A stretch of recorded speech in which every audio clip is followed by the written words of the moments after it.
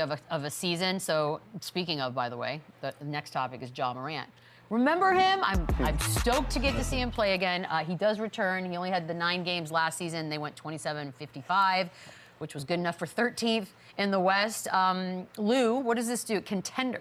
Are we looking at a possible contender with Ja Morant on the floor? You know, I'll be honest. I think the West is too deep. Memphis has lost too many guys. You know, the absence of Steven Adams. Jaren Jackson Jr., you know, he's dealing with a minor hamstring thing. He's going to be there. Gigi Jackson having some injuries.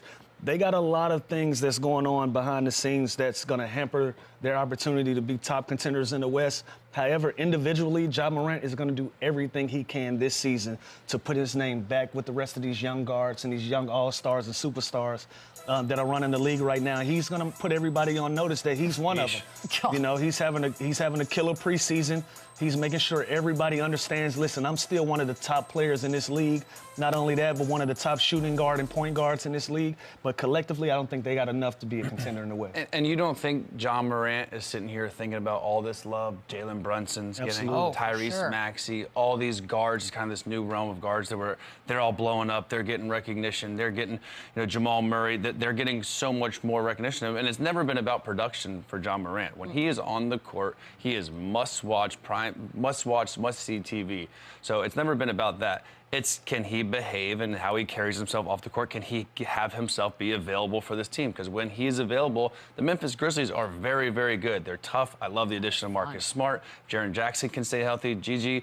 So they do have the pieces. Desmond Bane has kind of had a blow up last couple of years. So they do have enough. The West is stacked now, but I expect Ja Morant, when he's on the floor, he has that potential to be a top 5, top 10 player in the NBA. He's just got to go out there and do it. I'm actually really stoked. He's besides this whole rant I went on about Tatum having the most improved, it's Ja Morant to me. This guy, to himself. There was a tweet the other day where it was like, who's going to have a breakout year? And he was on the list. And he literally replied to the tweet. He was like, respectfully, why am I on this list? Like, I'm already that guy. Like, I'm already that guy. Like, but now you just have to play. Though, man. You're sort of out of sight, out of mind type situation. It's what have you done for me lately? And he has not done anything lately. That tells you he's motivated, though. That tells you he's motivated and he's paying attention to what everybody's saying. This is going to be a revenge tour for him. You know, some of these things that he went through, you know, they were self-inflicted. Give him credit for the decisions that he's made, but to me, it looks like he's matured. He's moved on from some of those decisions, and he's ready to play the best basketball of his life. So I'm ready to see it. And let's not get it twisted. Like how quickly people forget. This dude is a bona fide star. He'll remind. Like we're gonna know probably opening night or whenever they play first. We're gonna find out that holy shit, we missed this guy. It's gonna be like a highlight reel in the first 3 games. It will be reminded very quickly. Zach Edey, the kid, the rookie, 23-9 last night. Rookie of the year. Are we looking at him? Listen, he's going to play a lot with the ups and downs of Jaren's health. The size of him, when I watch a guy like him in college, I think, oh, it's not going to transition well to the NBA because he's just bigger than everybody. I watched him last night, and I know it's preseason, but look at it. He just looks bigger than everybody. He does the same move every single time. He gets to the middle. He does the right jump hook. He's going to have to kind of expand his bag a little bit, but he's got great touch. He's got great size. Me and Lou were talking about before the show, it's tough to put in a lot of thought into preseason basketball because there's a lot of guys that are preseason All-Americans and then they don't play, get that opportunity during the regular season. But he's going to get the reps. He's going to get the minutes. He's massive. When you see him in person, he is huge. So, yeah, I think those odds, plus 350. I like him, and I like the kid from Houston, Reed Shepherd. All right. I don't know if this translates against an AD and a Joker so young in his career.